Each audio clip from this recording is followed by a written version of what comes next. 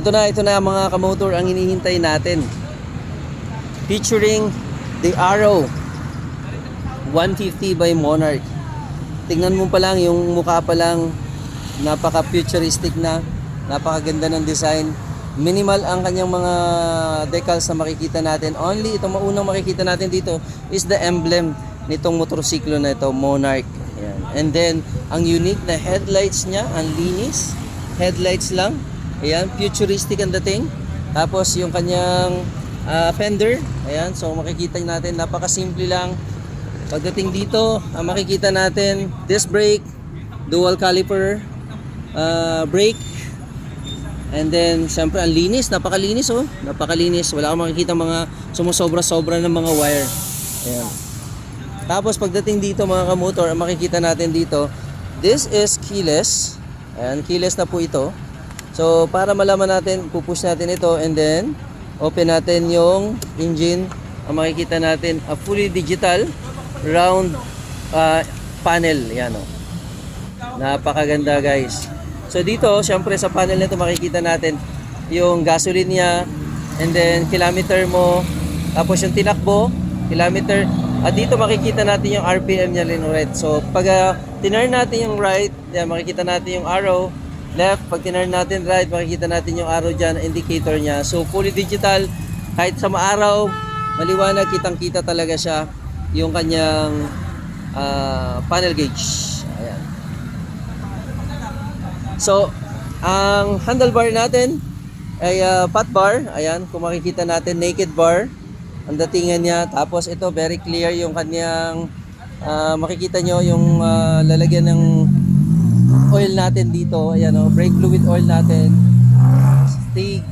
Tapos yung, ayan, kita mo naman yung handle ng ano niya. Anong tawag natin dito? Yung preno niya, ang ganda. Smooth.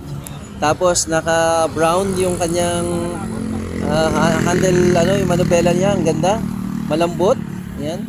Dito makikita natin may hazard to, by the way, may hazard dito.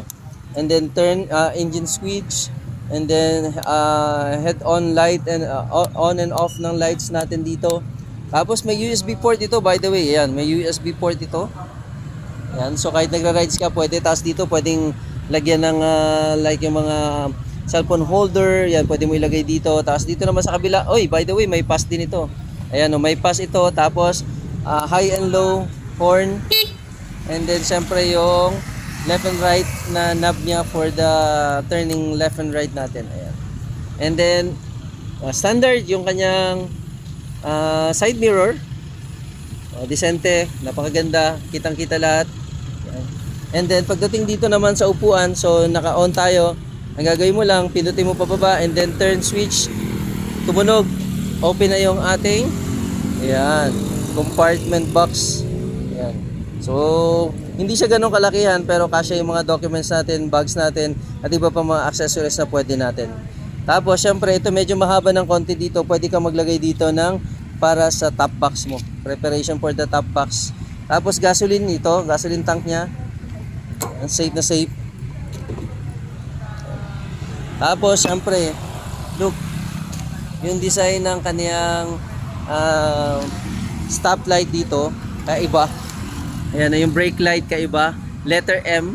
Ayan, Monarch na Monarch yung kanyang brake light dito. Tapos, may additional tayo na signal light dito o yung parang,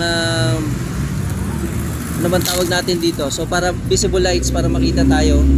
Tapos, dito naman sa kabila, yan, yung napaka-simple, napakalinis na pagkabit ng kanyang signal light dito sa likod. Ayan. And then syempre engine niya, so ito ay air cooled lang, air cooled 150cc. Size ng rim niya is 14 sa likod, 14 din sa harap. And then napakaganda ng foot peg na design nito, aluminum.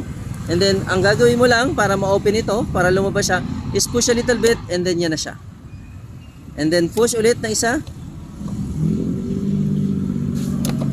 Yan na. So, and then push again.